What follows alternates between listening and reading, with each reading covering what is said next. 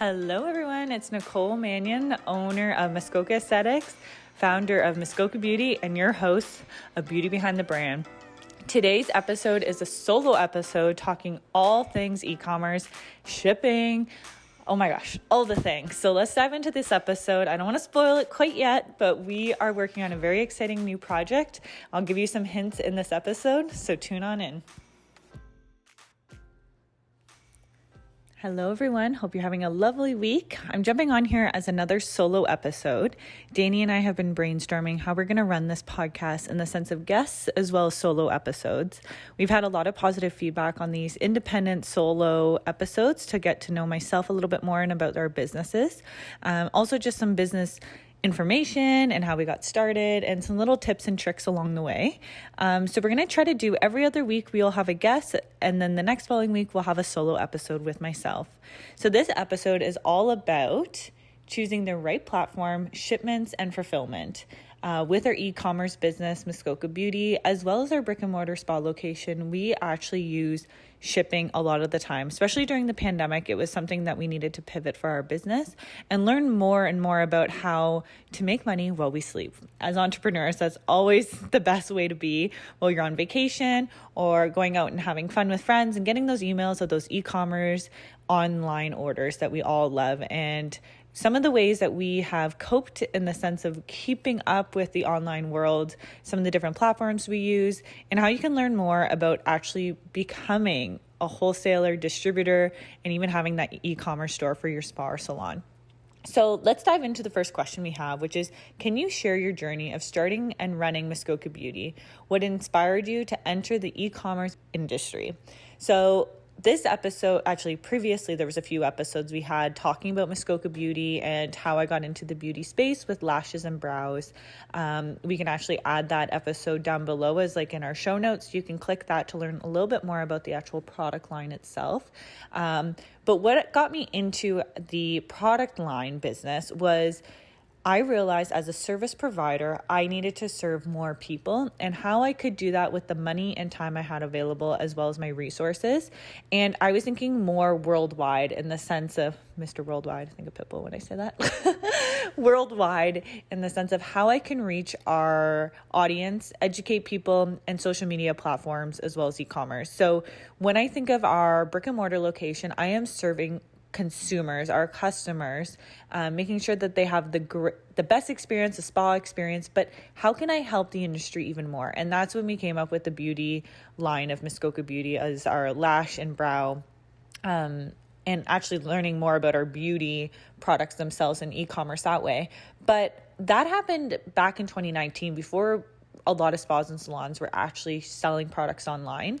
So what actually got me inspired by that was, let's make money when we sleep, because I realize when I'm traveling, when I'm sleeping, when I'm doing activities outside of the spa, I still want to be able to make revenue and different ways to actually educate clients and make sure that they're getting the products that they need in their hand, whether that's for the spa and or our lash techs, brow techs, that kind of thing as well. So making things available and also making sure that we are making things affordable as well as shipping. Now, those were some of the biggest questions that came to my mind while starting these companies was, how am I even going to start this? So that's what kind of prompted this idea of having this episode today is we're going to digest and kind of take apart all the different ways that made us create the platforms that we do. And hopefully it can help you as well if you're looking to do e-commerce. So what are some of the unique challenges you faced in running an e-commerce beauty business, and how did you overcome them? Well, there's totally different aspects of a beauty e-commerce. So with our brick and mortar location, we actually sell other products that we have at our spa, such as our skincare line. We carry Skendor there. We have DermaQuest there. Some of our face tools from LumaFarm, like Skin Gear. We have our Muskoka Beauty products, our lip and eye treatments, more of those like consumer-based products instead of the professional side, like our lip and eye treatments, our lash serum. We have Bathorium there as well, bathologist products, and the list goes on. Estamax, lots of different products that we had there. So that was easy in the sense of they've already been online. We can buy them. Actually, a lot of the time we buy wholesale through Fair, so they come in like a large amount of products and discounted as well, and or you can actually jump on the websites and purchase direct too. But that's what we really try to keep as our e-commerce is Canadian based products in our brick and mortar boutique, especially female owned is just that much closer to my heart too. I try to keep that as relevant as possible with some of our Bloom products, everlasting candles. A lot are coming from Vancouver as well. But some of the things that we have had to overcome and still going through is Health Canada, as well as just regulations, FDA approvals, PETA approvals, European approvals. That is something that I feel like I had no idea what I was getting into when starting our own product line. So throwing up other people's products online is super easy, making sure you're getting that margin, always trying to get that 50% and doubling that retail price, making sure you're making that margin on those products. But then when it comes to your own products, there is so many things to take in consideration: the cost of pricing, legal fees, trademark fees, Health Canada, keeping up with all of that. And things are always changing. So doing your due diligence to make sure you're on top of all those. To be honest, I thought being a product line itself, it's been like a really great experience. I absolutely love what we do with both the spa as well as our product line, but there is challenges, like I said, dealing with FDAs and all those different things that can be changing and making sure you're staying on top of those. So a lot of the legal things, you just really need to make sure you're dotting your I's and crossing your T's, as I mentioned with a lot of things in this podcast. But yeah, really, really staying on top of those and being okay with the changes and being able to pivot when need be and making sure you're covering all those bases. So that would be something I definitely have been overcoming as well as still in the process with, as making our Muskoka Beauty line international. And the shipping. There's so many things to learn even when it comes to shipping, but I know that's a few questions down, so we'll cover that when we get there. How is Muskoka Beauty different from other online beauty retailers? What strategies have you used to stand out in the crowded market? Well, that's a great question because I feel like we have become a pretty household name within our demographic here in the Muskoka, because in the Muskoka area, because people can call us, they can come and pick up the product. We have in-store pickup, we can ship to them. We're really hands-on. Like myself as the founder, I am filling the orders every day. I'm going to the post office. If there's a problem, basically it's either myself or Danny that's helping with those strategies and really making sure that we are doing everything for our clients. For myself, I am a spa owner. I get it. Like when you need product, you need it like now. And also just understanding the formulations, understanding the product itself. We use our products every day at our spa. It is something that I am so passionate about, making sure that the technicians are actually using quality products to show off their work. It is their portfolio that people are wearing on their faces, and that means so much to me. As being an esthetician for, over 10 years now, I guess it is. It's something that is so dear to my heart to make sure that we're getting that quality product into the hands of these talented technicians. And it's something that I find it is a crowded market. I find when we started, there wasn't many other lash lines in Canada, but we have really kind of pivoted into, we're not just a lash line anymore. We have brow lamination, lash lift, lash products, lip and eye, retail, lash serum. We kind of have it all to cover those bases. And it's something that we have perfected and rejigged in a way. Like I think of our lash lift products, how those started in the little sachets and now they're in the pumps because my technicians at the spa were saying to me, these need to be a pump. We're wasting so much product. We need this to be available. And also it just makes sense for recycling and taking care of the planet as well. So we are so hands-on. I feel like that you're going to get a response from me very quickly when it comes to education, questions, whether it comes to packaging, you need that tracking number, anything. Danny and I are here. And that's something that I just love about our small team is we are so hands-on. And yeah, so many exciting things going, and being transparent, even on this podcast. I feel like it's something we've gotten a lot of interest in knowing more about our line, and people getting to know us as the founder, and knowing what's going on behind the scenes of the business. And we're very transparent with that as well. So I think, as being an esthetician myself, as well as Danny, and she also owned her own business as well, and I still own our brick and mortar location. So I feel like it's something that's dear to our hearts, and we want to make sure that we're getting the right products to everyone, and making it reasonably priced, making it affordable for people, but making sure the quality is still there as well. Are you thinking about starting a podcast? I remember when we launched Beauty Behind the Brand, it was just an idea at first, and I didn't know where to start or what platform to use or how to streamline everything. Buzzsprout has made our lives so much easier, and I want to share some free info about it. Save $20 on your second invoice with Buzzsprout, and they will make your life so much easier. All you really need to do is upload, chat, and interview your guests, and Buzzsprout does the rest. So our next question is, what role does branding and storytelling play in the success of an e-commerce beauty business? How have you effectively built a brand around Muskoka Beauty? I feel like you need to figure out, as a founder of a brick and mortar or a natural product line itself, you need to figure out what is your niche, what is something you want to really dial into, and what is your story behind what you're doing. I was a very young entrepreneur when I started. I was just turning 21 when we opened our spa. I say we, or our, because it's a team. It's not just me who runs this business. Yes, it is my business, but it wouldn't be what it is today without everybody. And that's what I've always wanted, is connection. That's what we've done with this podcast. With each business, we have just been flourishing because we just want to help people.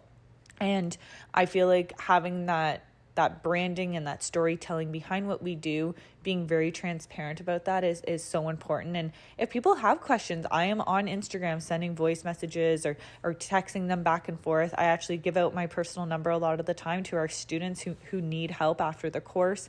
We do as much as we can for our students.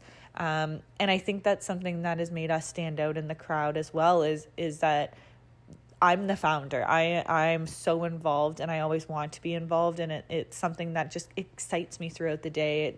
It gets me excited when someone's like, oh, I think I'm going to take a lash course, or I've been considering this, or I want to bring on lash and brow laminations to our spa and salon. And those type of conversations just get me so excited.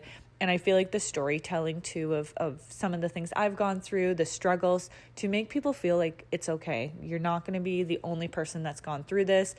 Being that sounding board for people, or even just that person that they can talk to and feel safe. That's something that this community has built for us. And I feel like we've really come out of this with even the pandemic of being more of a community, helping each other. If someone needs something, we're right there to be able to ship it out to them as fast as possible, because we want to take care of our clients, and your clients as well, because your clients are really our clients at the end of the day as well when it comes to the product line. So yeah, storytelling, I always really enjoy hearing stories, or even some of the other entrepreneurs I look up to too. Learning about some of the struggles they might have went starting a business or launching, or even selling a business. I've had a lot of friends who have been pivoting and selling businesses as well. So that's another topic I think we'll touch on later on in some of the guests we're going to have on, is about how to sell, like that exit plan when selling a business, and how to navigate that world as well. So yes, storytelling and our branding is so important, but I feel like we are an open book, and we just want to have fun. We want everyone to have fun in this industry, and yeah, life's too short to be stressed. So as Danny says, no stress. One of my many things I say daily to myself, but you're never alone. That's something we always want to let everyone know about as well. How do you approach product selection and sourcing for online stores? Do you consider when choosing beauty products in the future? So I find it's really hard. Sometimes, like, something I really like, someone else might not like, which is also really hard to to set a tone for either your boutique or actually starting a product line. a lot of the time what we do when launching a new product with Muskoka Beauty is we have tests, multiple different samples. We are testing on our employees, not our clients. And then once we've gone through enough testing, then we'll go forward on using it on clients.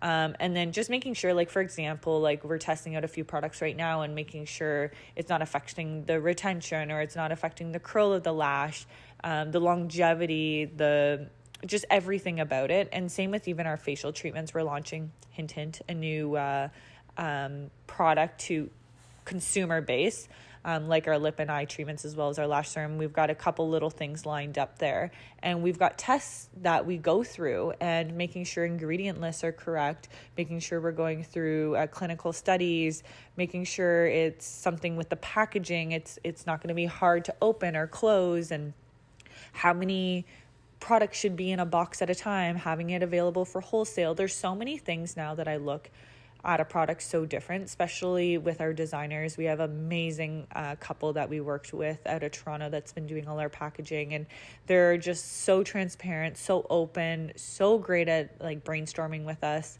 But it's one of those things where, yes, you could have the best product ever, but if it does not look good on the shelf, or it's not functional to open and close, or it goes bad too fast because the packaging defaults, there's a lot of things to take into consideration. I remember when we first started Muskoka Beauty, I was like, let's get a full lash kit for our students. Let's do this and this and this. And it was like a rampage. It was like I was in a big rush to do this. But now it's like really making sure that we have it ready to go for those launches. We have some really exciting things happening next week. We're actually doing a photo shoot in Toronto with Sandra. We finally get to actually do a shoot with Sandra in person. She does all of our marketing and branding for our photo shoots, and I've got some talented models / friends. I'll take credit because they're my friends too. We're going to have just the best time shooting some content for one of our new launches coming up this fall, and getting kind of that excitement and guessing for our consumers, knowing that something new is coming, getting that excitement around new product launches, but making sure you do it the right way. Now, I'm not a marketing genius by any means. I give that credit to Danny, but there is a lot of things to take into consideration when launching a product. Like I said, there's the packaging, but there's also the ingredient list, making sure you've got those active ingredients, making sure the product description's there and it's really elevating the product and making it stand out within even your SEOs on Google or your search on Instagram as well. So there's a lot of things to take in consideration when launching a product, but I feel like even sourcing things out for our brick and mortar, our boutique, is I have a thing where I want it to be Canadian, women-owned, which is an extra bonus, and something that I personally love and use almost every day. And it's a consumable as well, something that someone's going to have to come back to repurchase again. Yeah, it's fun. I absolutely love the creative side of it. I feel like that's one of my favorite things about entrepreneurship is getting creative and actually creating something to actually hold in your hand, and it's real when you create it. It's the best feeling ever. Peaches, word of mouth marketing for Squarespace stores. Make more sales with Peaches Squarespace plugins. Get the #1 referral and affiliate software for your e-commerce store. Everyone wants to boost sales and reach new customers via affiliates or referrals marketing programs. Word of mouth marketing is the best and most powerful, low cost, and way to grow your business online organically. All you need to do is get the right software to help your customers talk about you and influencers promote you and reward them for doing so. I will put my referral link down below. Our next question is, what are some of the most effective marketing and promotional strategies you've used to drive traffic and sales to your e-commerce platform? That's a tough one because we have done a few different things. Like, for example, we used to do the ESI shows. And then when the pandemic happened, we did a couple virtual online shows, which were a lot of fun. Really got us out of our comfort zone, creating YouTube videos on each product. Also just getting out there and meeting and greeting people.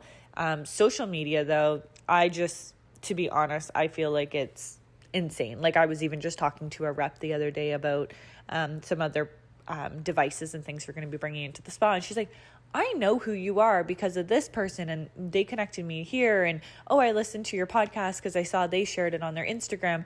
And I just feel like marketing is marketing and promotional strategy is promotional strategy. But if people know who you are or they're talking about you in a room, that is the best referral as well as advertising you could have. Whether it's a product line or a spa or salon, that is, boss babes want to rise up and promote other boss babes. And I feel like that alone speaks volumes. Like when it comes to sales and promoting, people are going to love you and they want to share your product. They want to just talk about it. I feel that way with a lot of the things that we have at our spa alone, like some of the companies we've dealt with, that I just get so excited to promote and create content for them because it helps my business as well as helps theirs. But some of the most effective things I've said in previous podcasts as well is reels. I have really taken over our Instagram with Muskoka Aesthetics and really made sure we're starting actually this month not doing our quotes anymore, because I feel like I have so much content that I need to share about skincare, the spray tan machine, manicure, pedicures, waxing. I just have so much I want to share, and I feel like we're posting every day, but the quotes have become something that I'm stressing too much about to create that type of content when it needs to be more about the spa itself and educating around that. But something that I really enjoy doing is doing giveaways, getting those promotionals going there. We did do a loyalty program for a while we were gearing back up after the pandemic. Also just like word of mouth events. We're doing a summer event in July, which we've never done before. It's called Glow Up and Girl Out. So we're getting our local Boss Babe community together at the spa. We're going to have outdoor vendors. We're going to have bartending, making some cocktails, mocktails with all natural juice press from another local entrepreneur in town. Just literally wear your favorite dress, bring a girlfriend, and just have the best time getting glam as well as education, learning about other local businesses in town. And that way it's bringing the community together and promoting each other. I always love having entrepreneurs rent some of our space for when it comes to our little porch out front, because they're going to be sharing content of them being at Muskoka Aesthetics, at our spa location, as well as just helping each other out. I always say when you're helping someone out, something else is going to come back to you and it's going to benefit you as well. That has happened time and time again. And I believe very strongly when you help others, it's going to help you as well. Promotional strategies, making sure you're doing some of even those collaborative posts on Instagram is great. So it's sharing on other multiple different Instagram accounts, which is so important too. So how do you handle customer service, ensuring customer satisfaction in an online business? What tips can you share for providing exceptional and customer service experiences? Like I mentioned before, just being hands-on. I feel like being quick to respond, knowing your product inside and out, making sure you know how the service is run, even our distributors and wholesalers having questions from their other wholesalers, and buyers knowing how long things process for, making sure you have those instructions available right in the kits as well, which will save you time when explaining or having it available on your website. Just making sure that you are available to give them those answers they need. Even with a spa location, the same thing. Just making sure you're being understanding and before their appointment, what they should be doing as well as after. And that's something we try to include when selling our product, is making sure we're really educating our sales reps who will also be selling our products. Because I feel like that's something with some of the wholesalers and distributors is a lot of them are in the beauty industry, but they might not be actual sales or might not actually be estheticians, but salespeople. So it's such a great way to actually have things where you can send them information packages, do like a Zoom call. I've done that before where I've actually been on a Zoom call as a guest speaker for some of these large distributors in Canada, making sure that they've got all their questions available and I've got the answers right there available for them as well. And if you don't have an answer, that's all right as well. Just be transparent with them that you'll get back to them with the right answer, because we're all human. We're not going to have all the answers right away, but making sure that you're actually giving them the valid answer instead of just guessing it, like pulling something out of your hat and just coming up with the answer just to satisfy them. But yeah, I absolutely love every part of it. The customer service as well is just being honest with them, being available to ship those products out same day when they arrive on our e-commerce.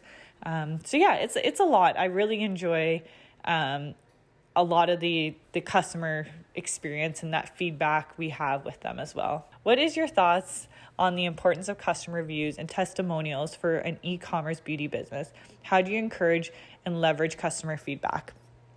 So this is something that we talk a lot about, whether it's Google and or on our website. We've done actually giveaways where people are entered in a giveaway if they write a review. They can also be entered as they get a promotional product when they do that. Trying to make it something exciting that they know they're going to get something out of writing that review. I mean, it's just a bonus when someone actually writes something when they actually really love the product as well. And that comes for a service, a spa service, and or a product as well. But we've done it, I think it was actually after we listened to and recorded the Threads episode where she was talking all about customer feedback when at checkout. So we have you can actually head over to muskoka.com and check out the checkout information that we asked, like, where did you hear from us? Was it referral? Was it an Instagram influencer? And then it gets even more in detail so we can actually collect that information. But testimonials are great. Even sharing them on your Instagram, we do that with the spa, as well as actually the testimonials of clients' feedbacks in before and afters. Those speak volumes. I feel like people can actually see them. We've had it where clients who have been using the lash serum are just like next level happy for results and those type of things. Sometimes I'll just ask them, oh, do you mind writing us a Google review? I feel like it would really benefit our audience and as well as our online store. And they're usually more than happy to. But making it easy for them, like sending them that Google link so they can directly just click and write that review for you. But yes, they are everything when it comes to e-commerce, as well as Google and your platform. Can you talk about the logistics and operation involved in running an e-commerce stores, from inventory management to running a fulfillment and shipping? That's a loaded question. So we use actually Squarespace. I would recommend people to use Shopify if possible, if they're just planning to do just e-commerce. We have a lot of different things going on our website. Like we have scheduling, we have blogs, we have our online courses. We have a lot that goes into our back end of our website. And then we actually use ShipStation as our shipping processor.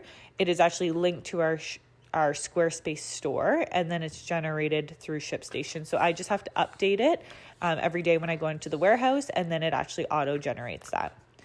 Inventory is like, oh God, inventory will be the death of me. I always say that. So we have set aside, we have a very small space that we ship out of. I'm not kidding when I say it's like, I don't know, 10 by 20 maybe, or 20 by 20. So it's like, it's a tight space, and we do send a lot of product out of there from our consumer, like right from consumer website to our wholesalers to distributors, as well as we supply all of our products at the spa too. So there's a lot of everything in there. So what I try to do is categorize. So we have our e-commerce, which is all uploaded, like each box for that has its own inventory. Now our wholesalers, I have like a section in there that is our wholesalers. We've created a back end of the website where they can purchase directly through a wholesaler portal.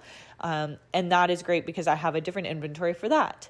And then distributor, we only have so many SKUs that we sell to our distributors, so it makes it really easy. So we have our lash serum, and then a few also buy our lip and eye treatments and our lifting products as of right now. So that makes inventory very easy for our distributors. But I always make sure that we have a certain amount of units of every product there available. When I'm in there, I'm usually taking mental notes or making notes as I'm there to make sure that I've got everything as needed and available. So sometimes we have to keep an eye on, let's say a distributor wants 500 serums, which is a very generic purchase that we normally get. I have to make sure that that's there ready to go because that distributor has orders from wholesalers that are now purchasing. So it trickles down to everyone who needs that product and making sure it's available, as well as our shipping. So we usually ship through Canada Post, through our ship station. So we have a business account with them. It blows my mind on the variations of shipping. If you're also a business owner and know about shipping, you can probably totally relate. We are in a rural area, being in Muskoka, so shipping is a very expensive thing for us, versus I think if we were more in the GTA, we're claimed as Northern Ontario here still. But it's actually insane. Like if we're shipping to the States or Australia, it's like, it varies so much. And then if we go like Northern Ontario, like farther past North Bay or like Kenora, that area, how much it costs. Or the East Coast. We have a lot of purchasers from the East Coast, like Nova Scotia, Newfoundland area. And that varies as well as to Vancouver and that side of Canada. But it's understanding your margin and knowing that you've got enough coming in. So for example, if you have a product that costs you, I don't know, a couple dollars, and then someone purchased just one of those, you're making negative because of the shipping. So you've really got to make sure that you're making enough money on that margin when the shipping is incorporated in that price as well. If you have questions about how to price product or making yourself a competitor within the market, that's a whole other conversation on how to price and make sure you've got it where it's the different taxes. So here in Canada, we have HST or GST. And then in the States and other areas of the world, it can change depending on the tax. So you really just have to make sure that you're doing your research on what makes sense and how much that shipping is going to be and what that product actually costs you at the end of the day. We also purchase a lot of our products in USD, so in US dollars. So the conversions then with Canadian dollars. And now we all know that can change day to day on how much that product costs. So then knowing, okay, if the dollar fluctuates this much, am I still getting that amount of money back in? So this also probably sounds very confusing, but once you kind of get into the depth of pricing product and knowing what your end goal is and making sure it's competitive in the market with the price as well, it all starts to make sense. Trust me, there's a lot of spreadsheets and columns and price comparisons and dollar amounts, but it's all worth it at the end of the day. In your experience, what are some of the key trends and shifts you've observed in the e-commerce beauty industry? How can you stay ahead of the curve, adopting changing customers' performances? So I think it's just making things as easy as possible. If you were a consumer, what would be the most easiest way? For me, I purchase a lot wholesale with a lot of our distributors. So it's like, I just want a one-click login and then I've got that wholesale account. Instead of remembering like passwords and this, and this, making it as easy as possible. We have just implemented actually Afterpay. So that's been great for a lot of our students who don't quite have the actual course itself to pay it off, but they're going to take our course and then they can start paying off that fee, that 2-week fee that we have available for them as that breakdown for payment. That's been a really great game changer for us. There's some of those bigger items such as the lash kits, the courses, or even someone who's just getting ready to start their business. I always try to put myself in the shoes of the customer. What are some of the hiccups, or get like a good friend and someone you trust that's going to give you the true experience. Like, oh, I didn't like this because it took too long to load, or the photos themselves aren't really showing me what the product is and what it does, and the description could be a little bit more thorough. I would like there to be an ingredient list under each product. Having some of your friends and family actually going through and going step by step through the website as if they're purchasing product from you, and actually get them all the way to that payment area so they can see that how easy and it flows through that as well. Having loyalty programs online or having affiliate programs, that's always a great idea as well. Giving people kind of that, like they can gift it to somebody else, if that makes sense. Like they're getting something out of it, or they can gift it to someone else to get something out of it. That's something else. Or promo codes. We usually do that with a lot of our influencers, and making sure those promo codes are really easy to remember and to put into the system, and making sure they actually work, because that has also happened to us before, running sales and doing the back end of the website and realize, oh my gosh, I've just spent all this time launching the sale, marketing it, and then making sure that actually those promo codes are going to work, and making sure it's easy for those clients to check out. We've done a lot of different variations in sales, but we figured out that something that's easy for us, and also myself as a consumer, is sometimes just those website percentage off sales. Percentage off or free shipping is usually the best. We've tried to do bundles. We've tried to do so many different things, and I just find it's a lot of time and work to get those things organized. But the percentage sales have been definitely our best sellers and best client experience as well. And what advice would you give to an inspiring entrepreneur looking to start their own e-commerce beauty business? And what are some important lessons you've learned along the way? Oh gosh, there's so many things looking back now. I would say take it slow. I know myself, I'm like jumping with 2 feet, go from there. I don't regret that by any means, but I feel like really making sure that you set up a strategy. E-commerce versus a brick and mortar are 2 very different things. And I did not know that going in. And the marketing, the biggest thing that I realized is I didn't have time to do the marketing. I didn't have the expertise to do the marketing. So I ended up hiring the lovely Danny to help with that marketing and the strategy. And it has changed our business for the better. The amount of Instagram followers we have, the strategy that she has built into promoting the right influencers, even the time it takes to actually go through and making sure these influencers are going to be able to actually get the performance we need on these posts. But it's just one of those things, is really making sure you have a product that you're going to love forever and you want to share with others. I've heard that with like Miranda Kerr, with Coral, and a lot of other entrepreneurs like Jamie Lima, I believe it's Jamie Lima with It Cosmetics. Like, that's another great book to read too, where it talks about her struggles and having product on her dining room table and trying to get things started, but making sure it's something that you're going to love and use yourself. As sales, I do a lot of sales calls with a lot of our buyers, and it's something it's almost like verbal diarrhea to me. I want to tell people about it, and oh my gosh, this lash serum has changed my lashes, it's changed my brows. We have clients who went through chemo and literally could not grow lashes or brows, and this product has changed their lives as well as their confidence. And for me, I think as an esthetician and in the beauty industry, that's just what you want. You want the best for your clients, and you want the best for those technicians who will be using this product as well. So take it slow. Make sure it's a product you absolutely love. You can't stop raving about. You want to share it to the world. And from there, just then start to figure out the logistics on pricing, testing, having samples to give to people as well is really important as well.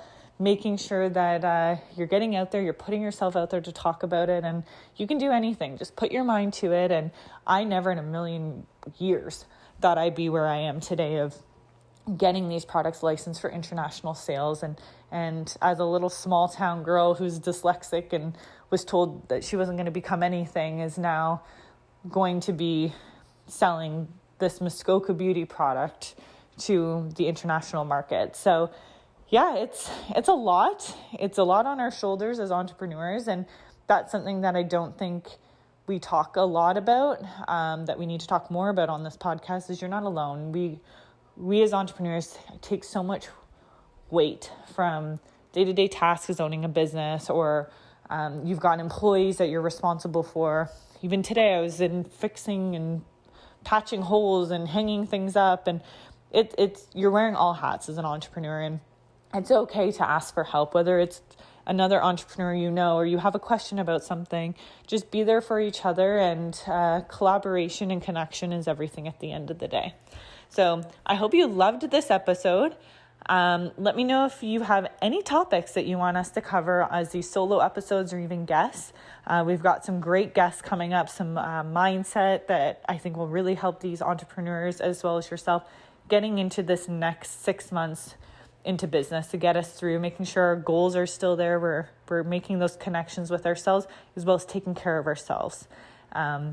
So let's tune into next week, everybody, and can't wait for you to listen to our next episode.